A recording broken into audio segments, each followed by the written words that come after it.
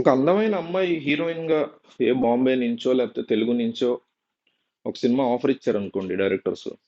95% of the directors ఎట్లా ఆలోచిస్తున్నారంటే వాళ్ళు ఎంత ఎక్స్పోజ్ చేయగలిగితే వీళ్ళకి అంత జనం ఎగబడి చూస్తారో అని ఆలోచిస్తున్నట్టున్నారు. నాకు అసలు ఏం అర్థం కావట్లేదు. ఈ మిస్టర్ బచ్చన్ సినిమా ఉంది, రైడ్ సినిమా రీమేక్ అది.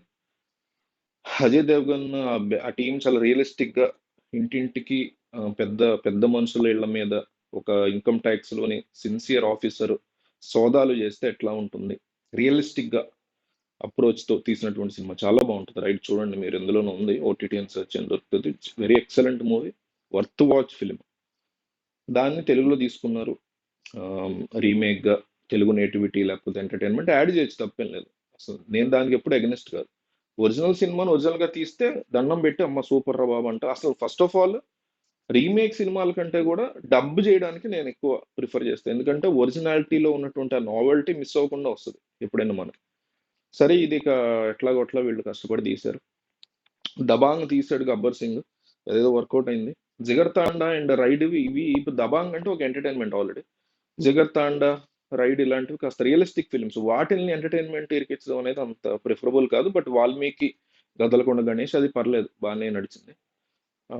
ఇది రైడ్ సినిమా మిస్టర్ బచ్చన్ కింద తీసినప్పుడు మూవీ అసలు ప్యాథటిక్ ఉంది. ఎప్పుడు 80s 90s లో సినిమా లాగా, స్విట్జర్లాండ్ లో పాటలు లాగా, ఆ సోదాలు చేసే సన్నివేశాలు కూడా అన్ఇంట్రెస్టింగ్ గా. సరే సినిమా అయితే బాగాలేదు, బాగుంటే బాగుందని చెప్తున్నది వేరే విషయం.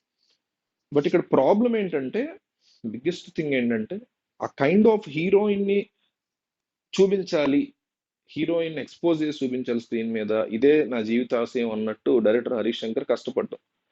అది అసలు ఎంకరేజింగ్ గా లేదు. ఆ కైండ్ ఆఫ్ థింగ్ అవసరం లేదు.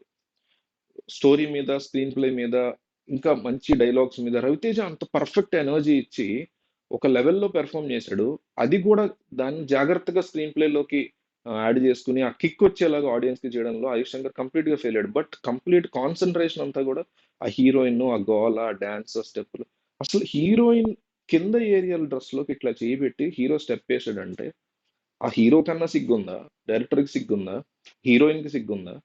ఆ, శేఖర్ మాస్టర్ మీద దోసేస్తున్నారు. హరీష్ శంకర్ రీసెంట్ గా దీని గురించి మాట్లాడుతూ శేఖర్ మాస్టర్ డైరెక్ట్ మరి నాకు ఎగ్జాక్ట్ పేరు తెలియదు, శేఖర్ మాస్టర్ అనుకుంటా, డాన్స్ డాన్స్ మాస్టర్ ఈ సినిమా ఆ పాట. ఆ శేఖర్ మాస్టర్ కోసం నేను చేయాల్సి వచ్చింది. ఎంత ఫూలిష్ గా అనిపిస్తాయి అంటే ఇవన్నీ. చేసేది పనికి మాలిన పని, మళ్ళీ దాన్ని ఇంకొకళ్ళ మీద తోసేయటం. నేను హీరోయిన్ తో సహా అంటున్నా, అట్లాంటివి ఎంకరేజ్ చేయడంలో తప్పు ఆ హీరోయిన్ కూడా ఉంటుంది డెఫినెట్లీ. అవసరం లేనటువంటి స్టెప్పులు, ఒక పెర్వర్షన్ యాంగిల్ ని జనరలైజ్ చేసేస్తూ, నార్మలైజ్ చేసేస్తూ. ఇదివరకు మనం ఎన్టీ రామారావు సినిమాలో, చిరంజీవి సినిమాలో ఒక ఆ టైంలో ఉన్న మిగతా హీరోల సినిమాలు కూడా ఒక హీరో చెస్ట్, హీరోయిన్ బ్రెస్ట్ ఇట్లా కొట్టుకోవడాన్ని ఒక డాన్స్ గా పరిగణించేవాడు. తర్వాత తర్వాత అది మరి మరీ ఎబ్బెట్టుగా చాలా గలీజ్గా ఉందనో మరి ఆపేశారు. Very good.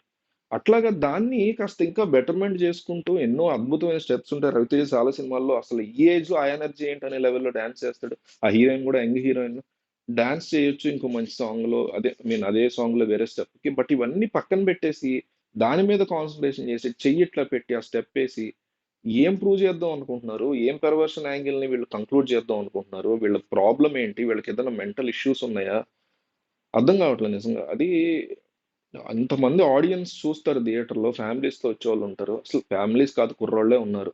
లేకపోతే అందరు థియేటర్ అంతా అమ్మాయిలే ఉన్నారు, థియేటర్ అంతా అబ్బాయిలు ఉన్నారు. అప్పుడైనా సరే wrong kind of message, wrong kind of perversion మీరు కంక్లూడ్ చేస్తున్నట్టే కదా.